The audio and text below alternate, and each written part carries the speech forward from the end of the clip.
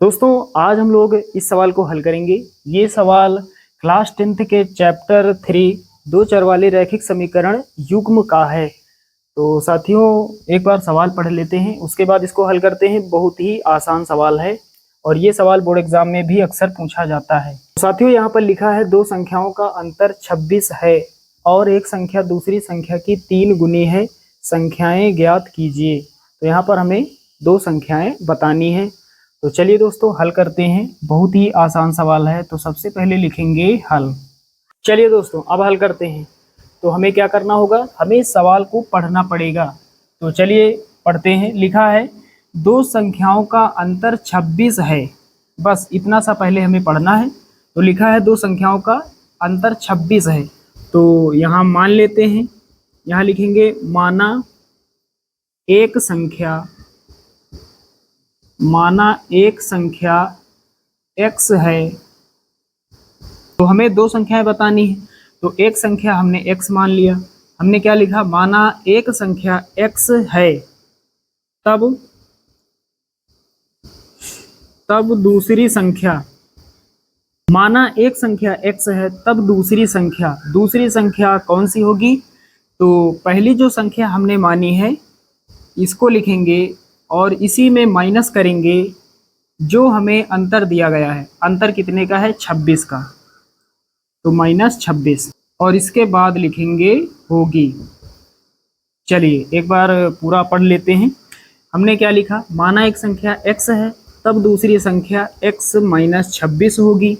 तो साथियों जब सवाल में अंतर दिया जाए, अंतर वाली संख्या हमें दी जाए, तो हमें पहली संख्या में माइनस करना है अंतर वाली संख्या को।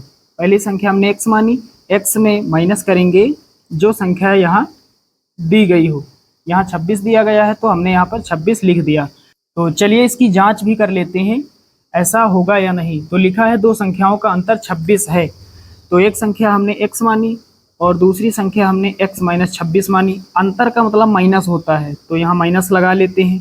तो जब माइनस होता है तो यहाँ छोटा ब्रैकेट बना लेते हैं, क्योंकि ये माइनस अंदर अभी गुणा करेगा, ये माइनस जो है चिन्ह को बदल देगा। तो x माइनस x हो जाएगा, माइनस माइनस प्लस, ब्रैकेट खोलेंगे तो ये माइनस प्लस हो जाएगा।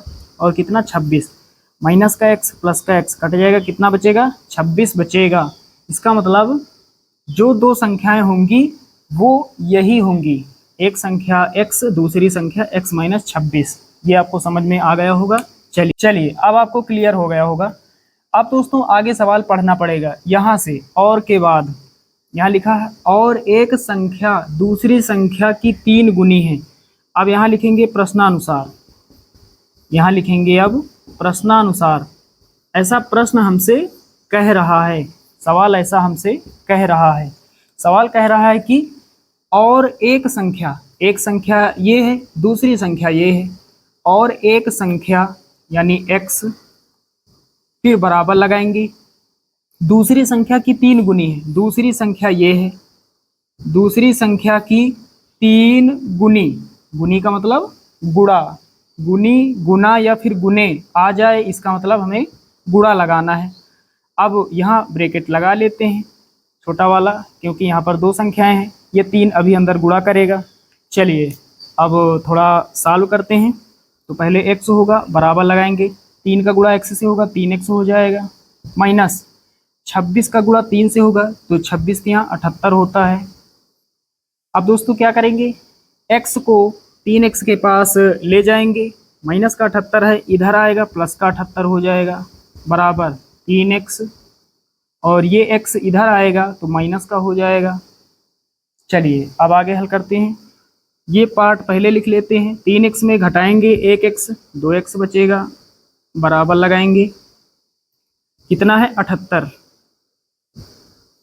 अब दोस्तों 2 इधर गुणा कर रहा है, इधर भाग करेगा, या फिर यहीं से डायरेक्ट काट देते हैं। 2 1 के 2, यहाँ कितना है 7 है, तो 2 3 6, 1 बचेगा 18, 2 9 18, 2 से भाग देंगे 78 को, 39 आएगा। तो x बराबर कितना, 39। x क्या है, x है एक संख्या। x को हमने क्या माना है, माना एक संख्या। एक संख्या का मान हमने निकाल लिया है 39। अब हमें चाहिए दूसरी संख्या। तो यहाँ लिखेंगे तब दूसरी संख्या बराबर लगाएंगे, दूसरी संख्या हमने मानी है x माइनस 26, बराबर लगाएंगे x का मान कितना 39 माइनस 26, 39 में 26 घटाएंगे कितना बचेगा 13। हमने दोनों संख्याएं ज्ञात कर ली। तो साथियों यहाँ नीचे लिख देंगे, क्या लिखेंगे, अतः दोनों संख्याएं